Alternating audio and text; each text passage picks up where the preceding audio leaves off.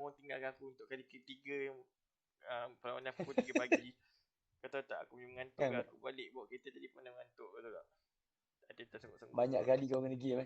3 Tak apa. Lepas insya-Allah lepas ni aku pula jadi server. Jangan risau. Lain kali ngantuk naik Grab bang, tak payah drive. Sini tak ada Grab, ada van kuning ni masalahnya. Adalah Grab tapi So. Jadi just nak tanya sebelum kita start kita punya match reaction, nak tanya korang semua kat gua mana? Aku tahu aku dengar Zoro macam kat dalam gua musang. Gol musang. Tu lah. Habis tu Bunyi pasal apa kau ingat tak buka kamera? Nah, itulah. Ekor semacam kan. Tu lah. Ekor semacam tu lah pasal. Tapi gua mau nampak cantik sikit. Ada sebab, macam sebab curtain ni macam cantik sikit lah. Aku pilih curtain cantik background. Tu lah, aku pun tak tahu kenapa. Tapi itulah. Dalam gua ada curtain ni. Tapi itulah cakap pasal gua ni kan. How's the kita nak cakap on the match punya reaction lah. We are discuss about the match. Right? And today we are hoping that fans join us kan dekat comment section ataupun siapa ada teringin nak join, ada opinion, ada pendapat, ada nak rant ke, nak berletiak ke, boleh join kita. Nanti kita akan share the Discord punya link shortly, so you boleh join lah us kan. Tapi before that, as the sole person in this trio that watch the full game, maybe you can give hamba bagi punya opinion lah tentang game semalam. Apa nama? Kira bukan game semalam kan, game pagi tadi. Game pagi tadi, sorry. Saya lagi mengantuk daripada game pagi tadi. Jadi reaction aku ialah actually kalau kau tengok pada sofa score tu kau dah nampak lah. Memang Leipzig they hold the game for first 30 minutes so. Dan during that time memang dia cari gol yang cepat, yang pantas dan precise lah. Minit kedua dia dah score. Lepas tu satu lagi pada minit ke berapa yang tadi? Minit ke 13 dia score lagi. Dan boleh dikatakan gol pertama tu memang salah kita. Gol kedua tu memang unfortunate. Lepas tu boleh pula yang gol ketiga tu datang kan. And aku rasa of course lah, memang berdasarkan ketiga gol yang kena tu, boleh dikatakan actually sekarang ni kita punya defend yang jadi lubuk lah. Last season kita punya defend yang antara yang paling kurang concede goal, tapi di season kita yang defend ni bagi banyak ayam goal. Banyak easy mistake lah. So Tapi satu lagi benda yang aku rasa agak panas juga adalah how Pogba played lah. Kan sebab banyak orang tengah-tengah panas pasal Pogba, dan suddenly bila dia masuk then game tu baru hidup jugalah sebenarnya untuk kita. So itu adalah satu lagi benda yang aku rasa as fans kita terasa interesting caveat lah untuk game semalam. And then the other thing is itulah Greenwood akhirnya nampak macam Greenwood lama, cuma itulah very unfortunate. Aku rasa game tu macam petunjuk yang nak kata kat kita yang kita ni memang tak boleh lagi nak challenge untuk Champions League. And as usual, bila kita tak dapat challenge untuk Champions League, normally kalau kita and being at 4th place, normally next season kita akan expect MU akan splash some money untuk dapatkan player untuk masuk balik Champions League. Lepas tu kita akan turun balik semuanya kan. So that's the wave yang kita biasakan ride lah. All in all, not a very good outcome, but a very entertaining match lah. Okay, aku tak tengok match lah. So I just sort of tengok dia punya stats kan. Aku go through all the data semua kan. So kalau aku tengok daripada what I've seen, what I've read lah kan, dekat ni kan, boleh kata we did enough to win the game lah kan. Kita buat mungkin cukup untuk menang game tu. Tapi apa nama setuju tak dengan pernyataan tu? We did enough to win the match kan. Tapi we a bit unlucky. We leave ourselves too much to do. Tu lah, kita ada 11 lelaki kat dalam padang masa tu, tapi very unlucky lah. In a way aku boleh katakan actually it's not orang kata bola ni memang all about luck. And kalau tengok kan, kalau ikut kan, kita at the start of the first half tu kita dah register lebih kurang, seingat aku lah, lebih kurang dalam 5 shot on goal and none 5 shot on goal and all on target, tapi all are easy balls to Gulashi, the keeper for Leipzig, and even one hit the bar. Tapi dalam firasat aku memang expected, because aku dapat rasakan the players bukan yang nak kata dia orang distracted with what is happening with the Pogba saga. Aku tak rasa pun ada that distraction pun in the team. Okay. Cuma aku but there were some noises at the back saying macam yalah, ni semua sebab Ole change the tactics again, affecting the players punya style of play semua kan. Tapi cuma aku boleh rasakan it's not only Ole yang tukar the tactic yang affect the gameplay, tapi changing the tempo itself. Daripada, sebab kalau kau perasan for the past few games kita actually quite very attacking, but then suddenly bila lawan Leipzig ni, we wanted a draw, we tried to play defensively, but you can see from the first minute Angelino punya goal tu pun kita confused with what we wanted lah. Kita nak try main defensively, tapi left so many empty spaces behind untuk quick counter attack daripada Leipzig, which is weird lah kan. Kalau kau nak main defensively, kau patutnya be very compact. We didn't see that, and two quick fire goals by Leipzig tu shows that actually kita pun tak tahu kita nak main compact ke, kita nak main attacking ke. Only after 25 minutes tu kita dah start to counter them, and towards 30 minutes tu baru kita dah start to nampak macam nak buat something lah. But by then Leipzig were very comfortable with their defense, and then at the start of the second half tu dah nampak dah yang kita push out lah into yang nampak yang Bruno punya free kick hit the bar semua, and then few tries by Greenwood and Rashford saved by Gulashi, or even Matamini punya shot from outside the box pun saved by Gulashi. And the most unfortunate thing happened, that very simple mistake by Maguire to let the ball go to Kluivert tu, that third goal tu, that was the turning point lah. The turning point. Okay. And bila that turning point tu came, Ole decided to abandon the defensive game and go for an all-out attack. So we changed back to our original 4-2-3 4-2-1-3, something like, not to say 4-2-1-3 lah, but similar to that. Bruno playing slightly higher, and we also have Pogba and Madebaik juga to actually push for it. But by then memang dah, bila kau ubah the momentum tu, baru nampak yang the United yang kita nampak from the past few matches tu keluar balik. But itulah, kau confused, kau nak main apa. And at this point aku tak boleh nak salahkan Ole juga. Aku cuma tak faham what was discussed pre-match, and whether actually we as fans, as viewers, influence the style of gameplay yang Ole wanted versus the style of gameplay yang the players tried to have. Okay, I think let's talk about Ole a bit kan.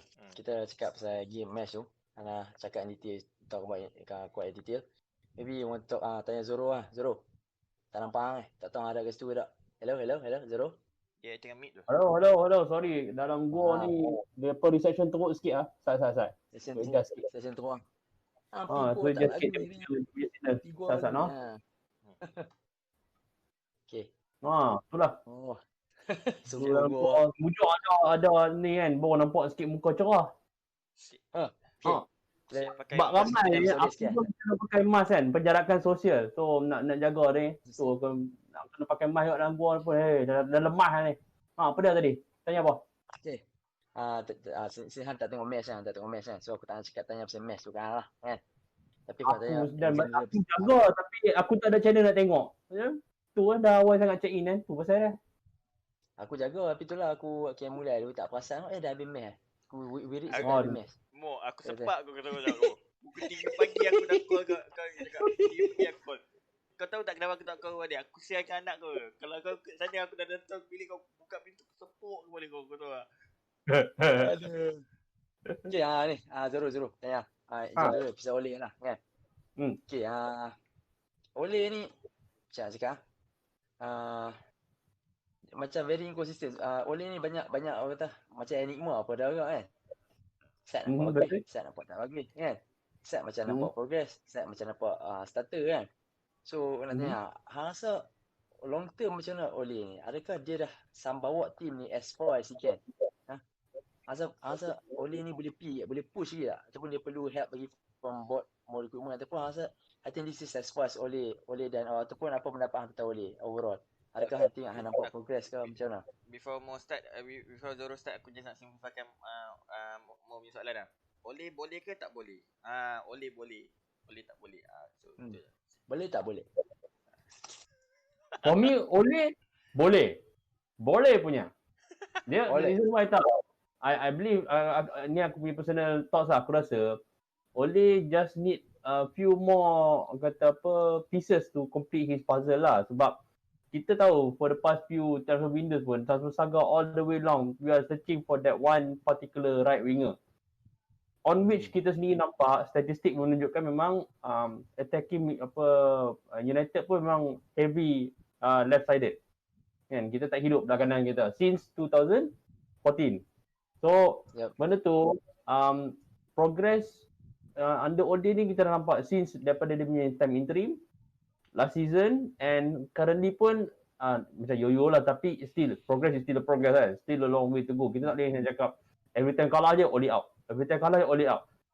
Kalau buat macam tu for the past few years kita ada employ world class punya managers. Kita ada siapa time tu? Vangal. Kita ada Mourinho. Tapi tak ke mana juga. Tak lepi juga kan. Moyes tak masukkan dalam kategori tu. Apa dia? Moyes tak masukkan dalam kategori tu. Aku terlupa. Moyes berapa lama? Moyes sebab technically Moyes pun masa dia masuk dia punya apa kata profil dia kemuncak lah masa tu. So apa kata dia punya nama siapa lagi kita nak letak itu takkanlah every time ada case ni kita nak panggil nama-nama yang available, nama-nama besar nak ganti juga. Rupa dia kita tak tahu. Kan? Once upon a time there was kalau kita ambil case yang case paling dekat dalam EPL.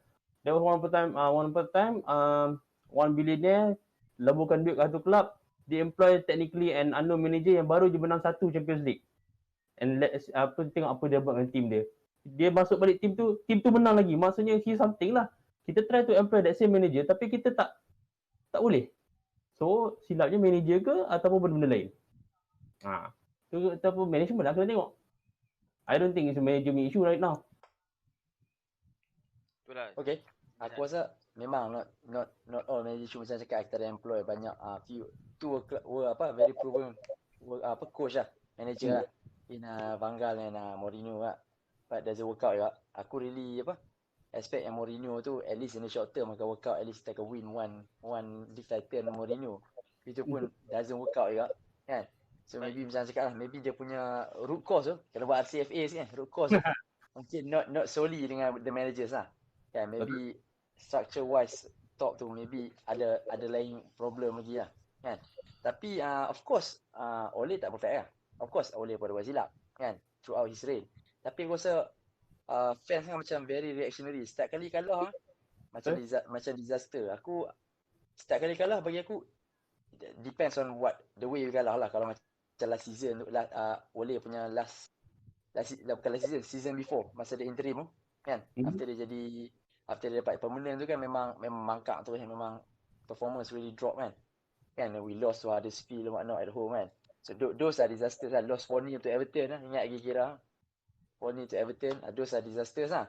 But I think after that, I think last season, I think this season, right, I don't think it's a disaster kan. Looking at the bigger picture, aku more to disappointment, yes lah kan. Sebab kalau kita, let's be honest lah, bila kita tengok, firstly kita tengok group tu kan, Leipzig, PSG kan, how many of us yang say we will qualify comfortably, or how many of us yang say, you know what, kita maybe qualify by skin of our teeth kan, or kita might miss out narrowly kan. I think most of us would answer number 2 and number 3. Takkan ada, tak banyak orang yang kata, oh kita memang qualify. Bohong. Siapa kata awal-awal, oh kita confirm qualify, memang bohong kan. So the fact that we lost narrowly, and of course memang disappointment lah, considering kita perlu just 1 point from our last 2 game tu kan. And the fact that we lost pun, again like we yang kita throw is away dengan Istanbul tu lah. Kalau kita menang both game Istanbul, kita dah comfortable qualify lah kan. And kalau kita tengok our record dengan both team, menang 1, kalah 1, menang 1, kalah 1. So overall it's not a bad team. Kita the top scorer of that group. Cuma tu lah, we didn't seize our chance. Even game PSG tu we should won. Even semalam pun we start poorly, but we I think kita have enough chances to salvage something lah. So memang disappointment. Memang boleh kata still macam bottler sikit lah. Consider last season pun 3 semi-final kita bottle kan. Tapi kalau tengok the semi-final tu, I think dengan City kita ada few injured, and then dengan yang paling aku rasa bad performance pun dengan Chelsea lah kan. Dengan Sevilla pun kita a bit unlucky finishing dengan Leicester. Kita taking banyak attack macam pressure kat Sevilla lah masa game tu kan, semi-final Europa League tu kan. A bit unlucky lah. So I don't think it's a total disappointment. Yes, it is lah kan. Sebab bagi aku nak kata Ole tak ada style of play, aku rasa banyak cakap Ole tak ada style of play lah. Aku rasa dia ada style of play. You can see style of play dia kan. Cuma kadang-kadang when player injured, when especially season lah, start 3 hari kan, mesti nak kena rotate player apa semua kan. So of course bila rotate player tak semestinya hang boleh maintain same system atau same formation kan. Aku dengar semua banyak complain back 5 siapa boleh nak main back 5. Padahal kita main back 5 dengan PSG cantik lah kan. Menang lah tu kan. Ada kata Ole ada banyak kritik kata Ole tak bagus, pandai tukar game. Kalau tengok game dengan PSG, aku bilang lagi PSG tu yang first dua kali dia tukar sistem untuk combat PSG yang memang work. So kadang-kadang dia take risk tu dengan PSG at home tu, dia take risk nak attack, tapi masa tu maybe be more pragmatic lah. Mistake yang learn from lah. So macam when you take risk, sometimes it works, sometimes it doesn't lah. Macam semalam pun it's a bit hard nak blame coach kalau coach dah set up situ, tapi player punya performance ataupun clean or focus tu be out. Atau maybe Kira boleh cakap sikit. Setuju tak statement aku? Coach dah set up je back 5 kan, we try to contain kan, tapi we leave so many players. Adakah itu sistem punya flaw ke, set up punya flaw ke, ataupun players tu sendiri, all the players sendiri yang tak properly focus on the match. But because it's too the goal yang we concede tu memang macam bukannya quality goal pun, bukan nak disrespect Leipzig ataupun kata dia don't deserve to win lah. Tapi tengok all the goals tu macam memang schoolboy error punya goal lah kan. Saya kira setuju statement tu. Sebab kata patah tak tahulah bapak nak cakap. Tapi itulah kita sebenarnya kita as fans kita tak tahu exactly what was being planned and what was the approach that we wanted to employ. Macam kita cakap lah, kita tak tahu exactly what is going on. Tapi even our former captain Rio Ferdinand pun cakap we have no leaders on the pitch.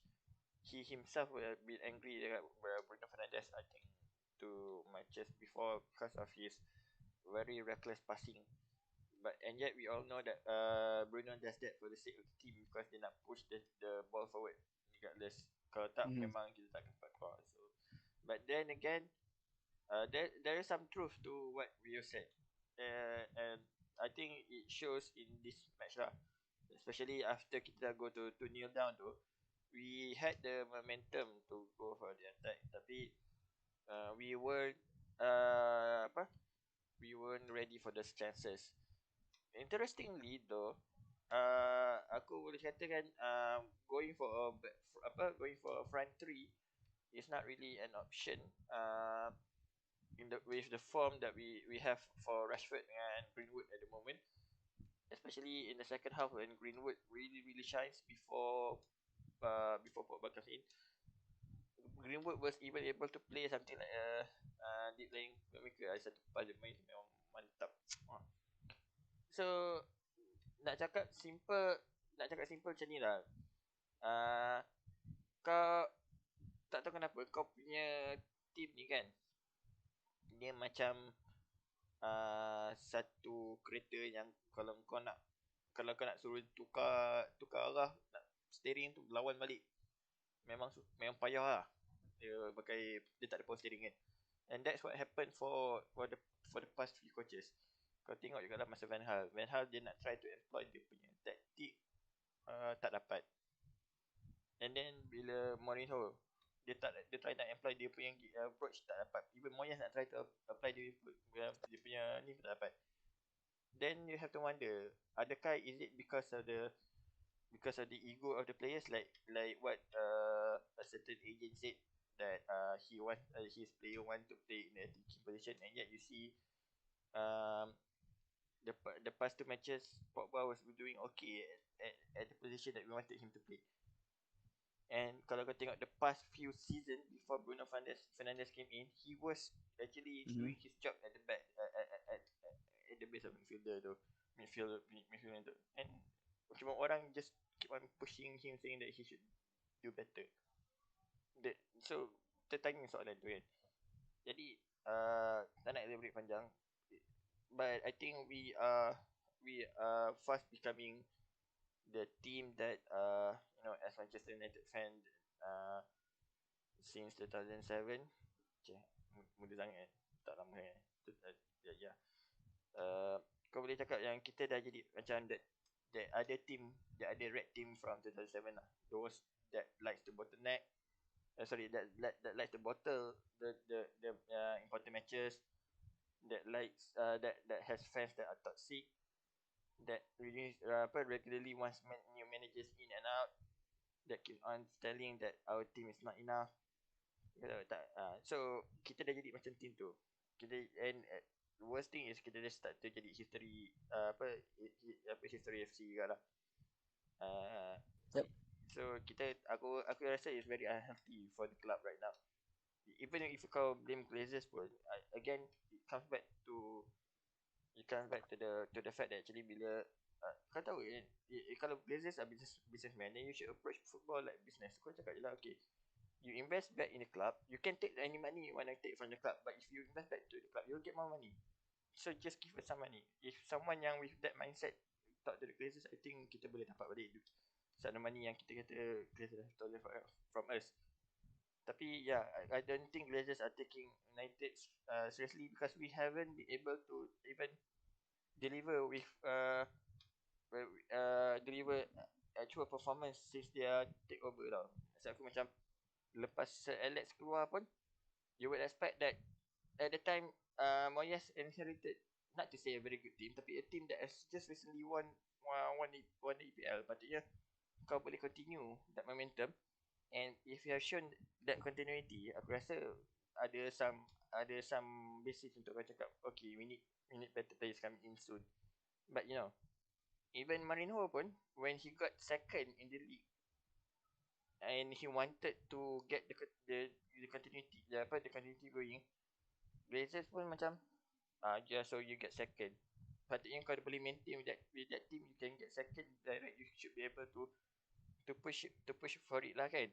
Aku rasa that's all as aku bukan nak defend Glazer cuma aku cakap macam, kalau aku sebagai seorang investor in a club, if you have shown to me that you were able to get a good result with the team, with that same team in the first season, then yeah, we can invest back in the club. But but why would I want to invest so much if you already shown me that with that same team you already got second, maybe just a little bit more dah dapat first. Itu apa aku pendapat aku lah. Then Woodward sendiri pun tak push for a better investment, so that's Woodward punya blame lah juga kan. Yep, memang ada thoughts that Mourinho want a new centre back kan. Yep. Dia cakap kan, but they didn't back him lah. Senang cakap dapat tak back dia lah. Itu kan. Okay, ada comment from question from our viewers ni. Maybe Zoro betul jawab. Dia cakap a lot of fans kat Twitter highlight Ole is still the right man. Some even say is either our players yang tak push Ole gameplay or tactical sense Ole lacking. Any thoughts? I think kita cakap pasal ni kat tadi lah. I think we did talk about this kan. Soalan aku tadi kat Kira tu lah kan. Maybe Zoro lagi berdapat soalan sama macam aku tanya tadi lah. Ada player tu ke ataupun taktik Ole yang salah kan? Aku rasa it's more or less macam both side punya factors lah kan. I mean it still a fact that Ole kalau macam compare dengan manager-manager lain is very brand new dalam orang kata high level punya team management lah kan. His past experience pun dekat Liga Norway kan, Molde kan. And then he did one English club. I cannot remember what was it QPR ke? Kau ataupun club, I cannot remember what club. QPR. But one championship club lah back then. So that's just portion of his resume lah. So not everyone have a lucky break macam Zidane. Kan, when he come in as a very new manager and then triple UCL.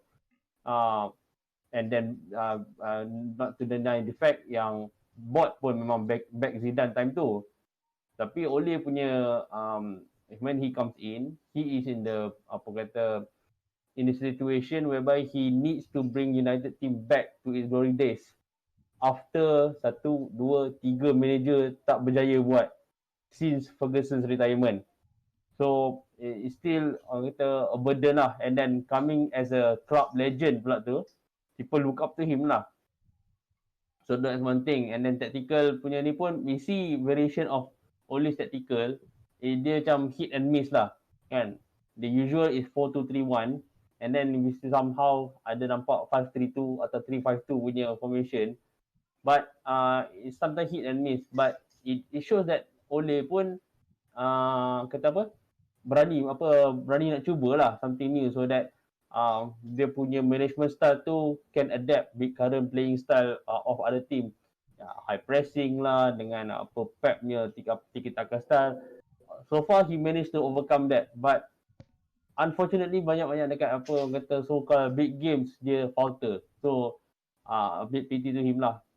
Players aside, he got player-player yang dia bawa masuk tunjukkan player tu boleh carry dia punya idea on the pitch. But the existing player in the team kurang sikit nak tunjukkan leadership to play, to make the team push forward. Sometimes ada, sometimes tak ada. Macam semalam kalau contoh macam Pogba semalam. Masa dia score second goal, I think Kira can agree with this. He tried to rally the team with the less than 10 minutes game. So nampak quality kat situ, tapi where is the quality throughout this time? Kan? Whether he can lead from the back, macam macam ada player macam satu player macam Cristiano Ronaldo on the bench pun he still can rally the team. So benda-benda macam tu yang tak nampak shine lagi lah. So player yang who wish to step up, who say, hey, let's do this, we can be who we are as we were before. So benda tu belum nampak lagi lah quality siapa yang boleh letak benda tu ke depan. Bruno Fernandes dia basically new on the scene, but he has earned his right, his respect for the team. I hope for in the future Bruno will be someone who the players look up to and take him as the leader on the pitch lah. Yep. Just some interesting facts about Ole punya reign. Sekejap lah. Let me try and get that. Baca sikit, share sikit ke. United game scoring 3+ goals. Under Jose 21.5%, under Van Gaal 25.2%, Under Moyes, 25.5%. Under Solskjaer, 32.4%. Since January, we have scored 41.5%. Scoring 3 goals in 41.5% matches. This season, 50%. Half of the game, we score more than 3 goals. So I don't think we have problem attacking wise. Win pula percentage, I think Manga 52.4, Moyes 52.9, Solskjaer 55.6, Jose 58 lah, quite high. Solskjaer since January, win percentage 63.4. And this season, our win percentage 61.1. Kalau compare dengan Klopp first 3 season, win percentage is 52.3. And his best season is 57.4. And another interesting fact is yang kita ni, this year lah, dan 2020 lah, kalau ikut point in league, we are the first with 51 point. Liverpool second 50 point. Mid second half of last season dengan first half of the season in 2020, we are the first in terms of point collected. So that shows an interesting stat kan, pasal Ole punya reign lah kan. Nak kata tak, sebab kita selalu Ole punya reign ni selalu dikaitkan dengan inconsistency. Tapi kalau tengok stat tadi, especially league points win kan, shows that kalau tengok bigger picture, macam kita actually consistent kan. But tu cakap, maybe I don't know, mungkin kita punya expectation ataupun I think we should have high expectation. We are Manchester United anyway, sama arrogant kan. Mungkin sebab macam mana cakap, adakah kita fan bit reactionary kan. Kalah sikit macam aku cakap, kalah sikit disaster, kalah satu disaster. Aku memang tahu ada few phases lah Ole punya reign ni memang disaster lah, especially sebelum Bruno main kan. Last season, first half season tu memang quite disaster lah kan. Kalah dengan Burnley at home, cadah kalah dengan Palace lagi kan. Okay, early of the season ni boleh tengok in isolation lah, sebab tak ada pre-season apa semua kan. So fitness player whatnot ada kacau. Tapi I think after that we quite consistent. Cuma I think bila come to big moments tu, macam ni lah, macam game Leipzig ataupun game dengan PSG, it's not that we totally bottle. Kita perform, we did perform to stats, tapi maybe a bit unlucky ataupun a bit naive lah dari Ole lah aku rasa. So soalan dia sekarang, soalan simple tanya bodoh, do you think this team is in much better, Manchester United is in a much better condition compared to when Moyes take over, LVG take over and Jose take over? Kalau compare this team yang kalau Ole assemble ni kan, Avengers assemble, compare dengan team 3 manager tu kan, do you think this team is in a better state? Contoh lah, macam Moyes bila dia belah, the team is worse. LVG bila dia belah, team is worse. Jose bila dia belah, team is in a poor state lah. All those three bila belah, I can say pendapat aku lah, in not in a good state lah. Tapi Ole kalau dia belah sekarang, is in a really good state. Agree statement aku tu, ataupun pada opinion lain? Kita minta orang bawah dulu cakap. Sebab jawab lu. Orang bawah. Orang bawah. Kita tengok apa dalam fasa-fasa dah. Okay, for me, aku suka tengok dari segi transfer lah. Sebab every time manager baru masuk, dia ada filosofi masing-masing and then start playing masing-masing, on which before dia orang punya employment tu is proven somewhere else. Moyes dengan Everton dia, Van Gaal baru fresh balik daripada Holland World Cup, and then Mourinho Real Madrid sebelum tu aku forgot dah. Mourinho tu before that dia memang baru lepas Real Madrid, tapi actually dia kena set dulu. Dia ada few years dia tak ada job lah, something like that. Okay, but yeah, I mean Mourinho orang tahu is a serial winner with the third year punya curse. So let's tengok daripada segi Moyes. The most notable signing time tu is Mata and siapa nama tu, that rambut pokok tu, Fellaini. Fellaini tu pokok tak pokok pun, it's a proven fact. When he played for Everton under Moyes, he's good. He gets the goal and then he suited cara Moyes main. And actually when he comes in masa dalam team United, that particular time, he does help because United tak ada physical presence dekat midfield time tu. Mata, aku tak tahu Moyes boleh pakai magic apa dia boleh sign daripada Chelsea tu, tapi walaupun overpriced, he's still quality lah. But to say that to say that he 100% fully fit dengan Moyes punya gameplay, tak. That's why dia tak dapat shine sangat pada masa tu. And then Van Gaal, I'm talking about signing in comparison lah. Whether they're living in a better condition or not. I'm not mentioning macam player-player yang dia buat debut ke macam there are several youngsters, Januzaj, under Moyes, bright flash during that particular debut season, tapi hilang dah ke mana dah sekarang. And then next we cakap pasal Van Gaal. Van Gaal punya playing style passing lah ke kiri kanan sampai lapak Jamil mampus. Benda tu nampak agak negatif situ, tapi interesting. I think more just cakap ni Lingard time tu nampak shine kan. Dan he brought the most notable signing was Depay masuk World Cup, semua tengok ni power, boleh go, and then next year R7 what not, semua try to perform, tak dapat nak fulfill potential per se. And then Van Gaal belah, dia pun belah. Tapi Van Gaal punya satu lagi notable sign, I forgot, Ibrahim Zlatan Ibrahimovic kan came during that time to help us to win the FA Cup dengan Europa League. Itu masa Mourinho. Mourinho, okay. Aku tengok dalam satu.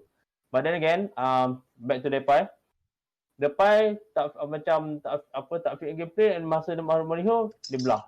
For me, I still hoping that Depay tu to come back to fill that particular right wing role yang kita lacking sekarang ni.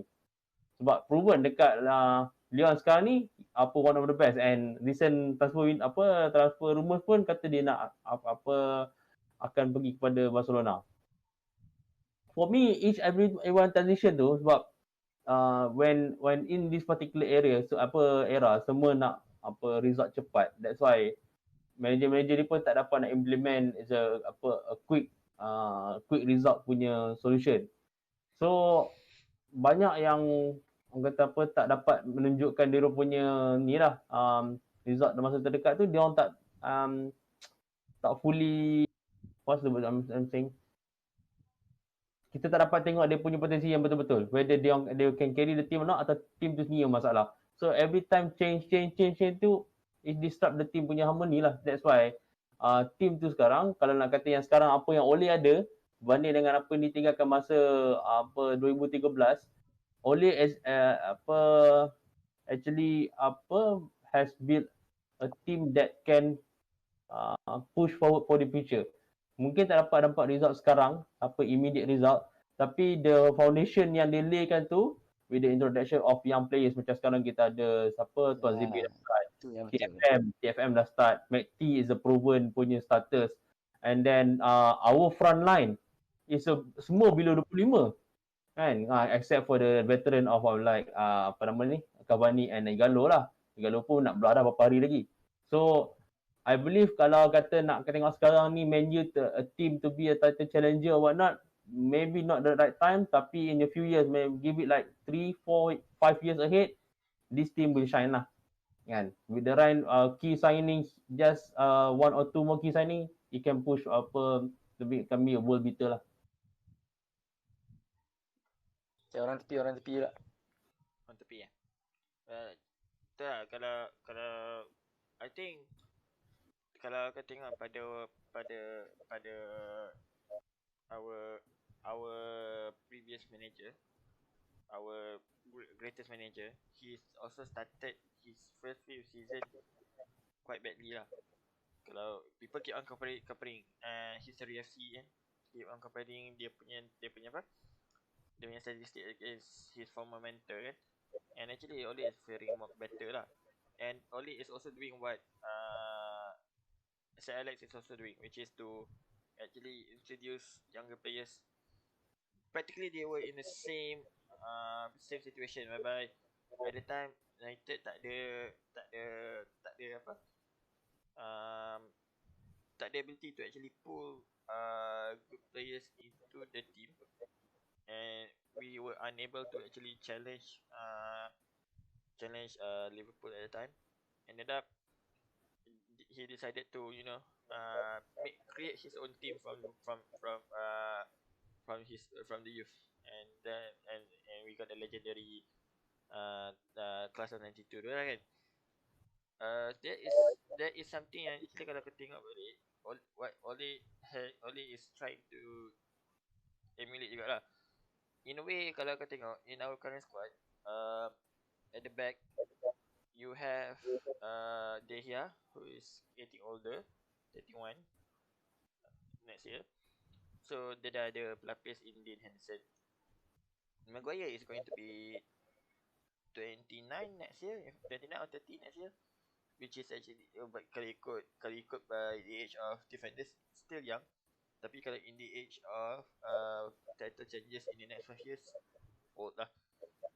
Jadi by right he is not the long term punya solution. He is more like the jab stamp of the jab stamp kan. So probably kau akan notice the next person yang dalam the lineup yang we need to find a replacement for is Maguire and Wan-Bissaka as well. Because Wan-Bissaka is also 20 plus, 28. Shaw is still young. Shaw and Telles okay lagi kalau nak challenge for another ni. And then plus with Wan-Bissaka's ability to actually lose space and focus is a liability for us. Jadi kalau kita tengok game going forward further, Bruno was that marquee signing that only wanted to have an immediate impact. He got what he wanted. The problem is if he needs another marquee signing just to get the full impact, then we can say that dia takkan dapat simulate apa yang saya buat lah, which is to actually build from the youth kan. Yes, dia dah bring in Rashford, tapi actually Rashford was brought out by Van Gaal. Greenwood is his product. McTominay is actually Mourinho's punya discovery. Dia cuma carry forward je. And for Masa and Tuanzebe was actually a long term plan yang terpaksa panggil balik because we were just unable to get players to replace Maguire. Jadi kalau kau tanya aku, if Ole goes out now, will we be left with a good squad? I would definitely say we are a squad that is hanging by a thread. The moment Ole goes out, and if rumours are true, there will probably be bids for Fernandes punya services from big clubs, and then you will see another decline lah. Because the bigger question is, kalau Ole goes out, siapa yang boleh ganti dia? Which is, kalau kau sebut lah nama mana manager pun, I don't think it will look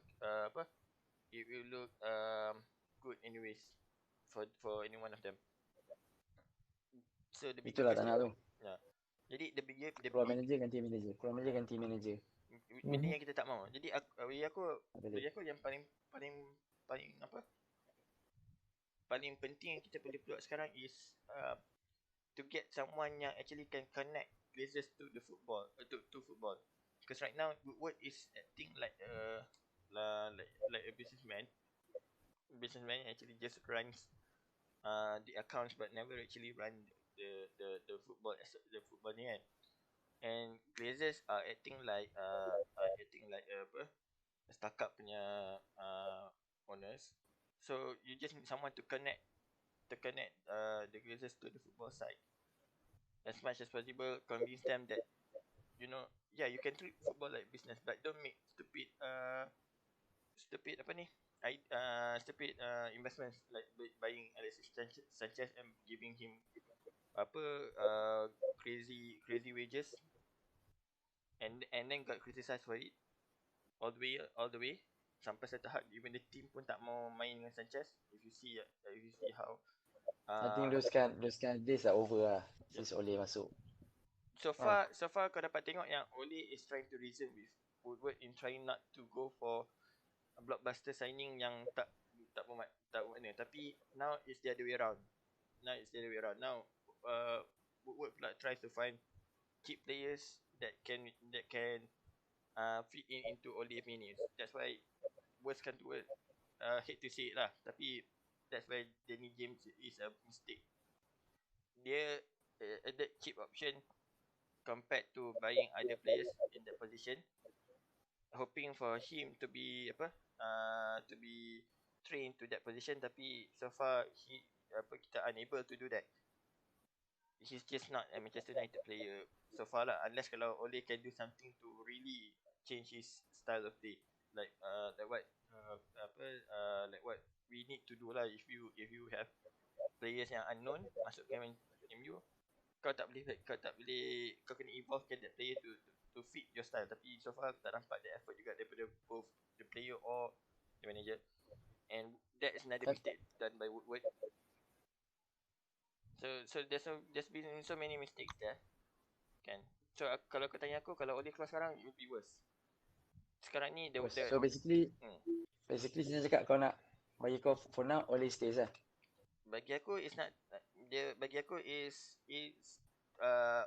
Ole stays, tapi there must be someone yang can actually deliver Ole's message to Glazers in an effective way lah. So maknanya dia perlu we really need someone yang can translate the football sense into business sense. Someone that good. Kalau boleh, kalau dia jumpa orang director tu football lah. Supposedly Elusive director football ataupun technical director belum dapat lagi. Yeah. Which is kalau katakan tak ada pun sampai sudah memang tak ada apa-apa. Okay. Okay, final point, orang kata perkara untuk kita discuss. Okay, on Europa League lah. Okay, aku dah cakap tadi kan apa, a little bit kan. Bagi aku Europa League ni, I think we just discard lah. Kita bagi youngsters try their luck, try a platform for them to develop and play at high level, right? And then we focus on the league, kan? Macam mana Chelsea masa under Conte tu, when they don't have European football kan, because they finish 12 or 30 dan Mourinho the season before kan, and they managed to win the league because they don't have European structure. Dan considering our schedule very hectic this season kan, do you guys agree dengan aku punya suggestion tu? We just discard the Europa League, we just give that to youngsters to perform, or to a platform for them to have a chance to perform, gain experience, and we totally focus on league, all out start on league lah kan. FA Cup, League Cup tu we manage accordingly lah, tapi macam all out start for the league. If we do that with the players that we have, do you think kau rasa boleh possible tak we challenge for the league or even win it season? Tadi start bawah ni start atas pula. Aku jujur cakap it's actually the other way around lah bagi aku. Like how we discovered talents through games. So like for instance, macam ni kita dapat kita discover Greenwood two seasons ago was to allow him to get involved in big games. So for me it's like macam ni sekarang ni if you see macam kat Europa League, kalau kau katakan kau nak discard per se, for me it's not to say discard but to find a replacement. We know now that actually Van der Beek and Bruno are not exactly a like replacement. And jadi dalam cerita lain, this is the time whereby okay, if you want to rest Bruno, you got to give players yang from youth or from under 23 to learn from Bruno, and then try to play in Bruno's position. Try to see if he can not to say simulate or emulate Bruno's impact, but to see if he is really the player yang boleh cover for Bruno when we need second Bruno lah per se. Jadi bagi aku bukan kita nak bagi we should try to evolve our players. Dalam lain don't just discard it, but try to say contohnya macam the next Europa match, restkan few key players, Maguire, Wan-Bissaka, whatnot, put in this youth, but make this youth learn from the seniors before they go into the match to see whether they can actually be second layer lah to ni.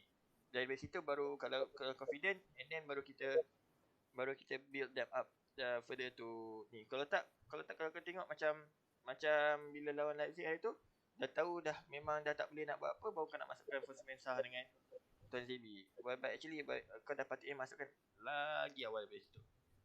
Lagi awal. Kan masa lawan Istanbul itself kau dah boleh, I mean memang technically kau dah mainkan Tuan ZB that time, tapi patutnya macam kau dah build up from there itself lah. Dorong. Terus.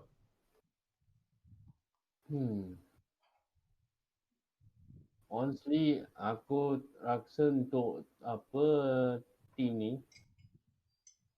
Sekejap. Kira aku punya summary tadi apa ni?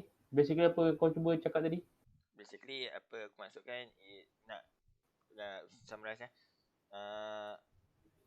kita patut gunakan this chance, bukan nak just throw the game away to the youth, tapi let the youth learn from their seniors and then put them in these big matches and see if they can actually perform. That's how we discovered the class of 92. So we should use that tactic to find quality players rather than tunggu sampai macam last time kita jumpa Greenwood is because kita dah injet, kita dah memang tak ada orang kat depan, tiba-tiba kau letak je Greenwood and it works. That's what happened when we discovered Januzaj, and then we found out actually Januzaj is not the spark we needed. The spark yang we thought he is Makeda semua macam tu. So it's not that way. Patutnya sebelum player tu injet lagi, kau dah letak Muhammad dekat situ so that he can learn and try his luck lah at the first team. Interesting fact lah sebab kau sebab macam Greenwood tadi kan. Greenwood pun actually dia punya debut actually terlambat sebab season sebelum tu dia injured kau-kau ni. Dia baru dapat main 2-3 game tapi 2-3 game tu memang dah shine gila. So that's why the right season dia terus push for first team lah. Anyhow, apa macam yang mu tanya pasal whether Europa League ni is to be discarded dan kita betul-betul fokus on kita punya EPL championship. Premier League Championship.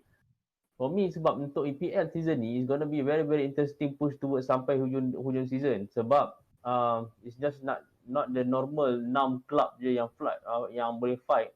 We have the addition of Everton sekarang and then the dark horse macam Leeds United. So all in all the top 10 of the league memang quite competitive lah. So to us that kita just focus on EPL, I think it's a big big task for the current team we have at hand lah. I think we should try to challenge on each front of competition yang team ni participate. Sebab as it stand kita masih lagi dalam 4 competition correct me if I'm wrong. Kita tak ada cup competition, belum ada knockout lagi kan.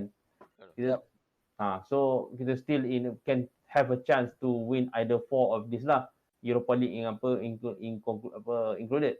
But the task at hand jadi macam a bit more bigger because Europa League punya schedule is basically Khamis dengan Rabu. So dia akan kacau schedule untuk game on the weekend.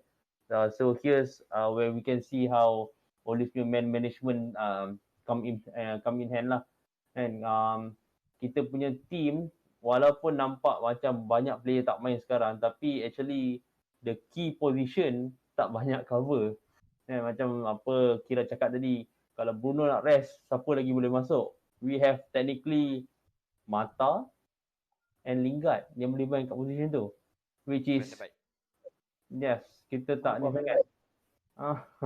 And then kalau kita punya front 3, kalau kita maintain dengan front 3, kita sekarang ni basically ada 4 striker. Tambah dengan James, jadi 4 tambah 1 lah. Igalo is out of location lah because sekarang ni nak masuk bulan 1. So Igalo punya loan pun dah nak habis. So one of these strikers ada long term injury. Kita dah short gila dah. Macam hari tu Masa tak ada pun, Masa ada sekarang pun macam tak nampak sangat dia ada. Tapi bila Masa tak ada tu pun nak rotate between Rashford dengan Greenwood, even Cavani pun tak ada lagi time tu. It's quite hard task lah. And midfield walaupun nampak pack dengan isu yang menyelubungi Pogba tak habis-habis lagi ni, still banyak uncertainty. So kalau kata kita nak maintain this trio midfield kan, satu out kita tak ada yang satu yang boleh step up yang the same par punya quality to bawa the team. So reinforcement and look into the youth should be priority lah kan. Back four I believe yang a bit light sekarang ni is on right back kot. Right back tak nampak sangat. Brandon Williams pun tak main, jarang main sekarang, and he usually plays on the left side. On the center half punya position, kita banyak manpower resource kat situ, tapi semuanya on the injury table. Bad luck to say lah kan. So nak harap kita punya youngster to step up. I think one of the odd games dalam Europa League atau Cup match boleh start to push them in lah throughout the schedule dalam season ni. Okay, fair point, valid point. Got a few opinion there. Okay, I think maybe takat tu je perbincangan kita pada malam ni. Okay, unfortunately tak ada fan kita tak join, right? Maybe ada busy dan sebagainya. It's okay. Hopefully we see you guys in the next video. And big match this weekend dengan City. Right, so of course best predictor sekali lagi. Siapa main? Kira main lagi? Zoro main lagi ni? Zoro main lagi best predictor. And Boleh tapi lah. memang weekend ni I think memang crucial match lah. Considering kita lost earlier this morning kan. So match weekend ni jadi much more crucial lah. Okay. So thanks for joining us. Teruskan menonton, teruskan menyokong One United. Jangan lupa like, subscribe and follow on Facebook. And kalau boleh share this video juga, promote to kawan-kawan. Really appreciate the support. Jumpa lagi video